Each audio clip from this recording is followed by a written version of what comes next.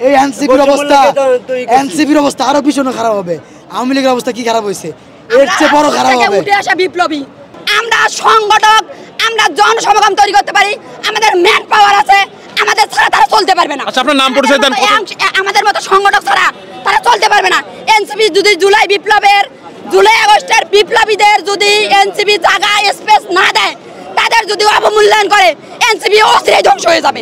আল্লাহর গজব পড়বে তাদের, গজব পড়বে তাদের। আমি মিরপুর জোনে ছিলাম, যেহেতু আমি মিরপুর সাবেক বাংলা কলেজের স্টুডেন্ট ছিলাম, মিরপুর জোনে ছিলাম। আর দ্বিতীয়ত যখন ওই চারিদিকে 19 আগস্ট থেকে 5 আগস্ট পর্যন্ত আমি রংপুরে ছিলাম। 18 তারিখ পর্যন্ত যখন চারদিকে ধরাধরি হচ্ছিল, আমরা বাড়িতে থাকতে পারছিলাম না, তখন আমি চলে গিয়েছিলাম। তা আবার ভেঙে শাটডাউন দেওয়ার পরে ভেঙে বাড়ি চলে গিয়েছি। পরে রংপুরে আন্দোলন বেগবান করেছি। রংপুরে যত ধরনের সাক্ষাৎকার বলেন, টিভি নিউজ চ্যানেলের যত ধরনের সাক্ষাৎকার বলেন, আমি দিতেছি, আপনি দিতেছি।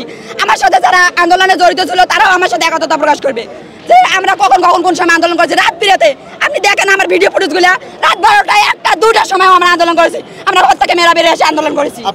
আমরা বেঁচে থাকতে এই বাংলাদেশে কোনো বৈষম্য তৈরি দিব না। এই এনসিপির অবস্থা আরো ভীষণ খারাপ হবে। আওয়ামী লীগের অবস্থা কি খারাপ হয়েছে, এর চেয়ে বড় খারাপ হবে। উঠে আসা বিপ্লবী আমরা টোকাই না, বুলেট গায়ে নিছি, 19 জুলাই মরে গেছি, এখন মরার ভয় করি না। একটা রিয়াল মুক্তিযোদ্ধা যেমন 1000টা যদি ঝড় আসে, একটা রিয়াল মুক্তিযোদ্ধা কখনো সেই ঝড়ে উঠে পড়ে যায় না। আমরা হচ্ছে সেই রকম বিপ্লবী। 1000টা ঝড় আসলো, 1000টা যদি ওরা হুমকি ধামকি আসে, আমরা সহজে পড়ে যাওয়ার মতো না। আমরা আখতারুজ্জামানকে ভয় পাই না, হাসনাত আব্দুল্লাহকে ভয় পাই না, এবং ডক্টর ইউনূসকেও না। আমাদের বিরুদ্ধে যে আসবে তার বিরুদ্ধে অ্যাকশন হবে। আমাদের শহীদ এখন আহতদের বিপ্লবীদের রক্তের উপরে যে খেলবে তাকে কোনোভাবে ছাড় দেওয়ার কথা হবে না। আজকে আমাদেরকে এখানে ডেকে এনে অসম্মান করা হচ্ছে। এই পকেট কমিটি অমানচিত ঘোষণা করার পরও এই পকেট কমিটি আমাদের মানি না।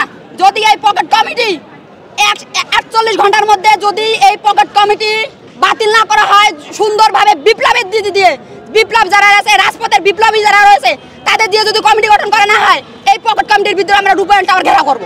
সমস্ত বিপ্লবী মিলে, সমস্ত আহত যোদ্ধা, সমস্ত বিপ্লবীরা মিলে পকেট কমিটি ওই রূপায়ণ টাওয়ার আমরা ঘেরাও করব।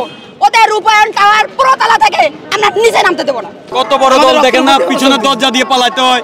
আমরা 10-15 জন এখানে, আমরা কয়জন, 10-15 জন আমরা পিছনে, আমাদের সঠিক দিকে আমরা সামনে আছি। আপনারা আহতরা কয়জন এসেছেন এখানে? এই জায়গা আমরা আছি প্রায় সর্বোচ্চ 20-25 জন। 30 জনের মতো।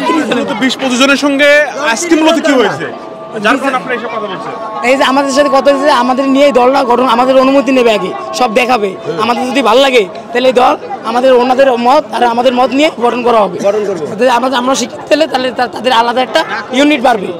এই কারণে নিয়ে তারা আমাদের ইউজ করছে, আমাদের কোনো মূল্যায়নই দেয় না। আমরা কি মানুষ না? আমরা যোদ্ধা না, জুলাই যোদ্ধা না হইলাম আমরা মানুষ না? এই জন্য কি মূল্যায়ন দেবেন ওরা? তাহলে আপনাদের সাথে কি করবে? আমাদের সাথে যদি ওরা এই করতে পারে, আপনাদের সাথে কি করবে?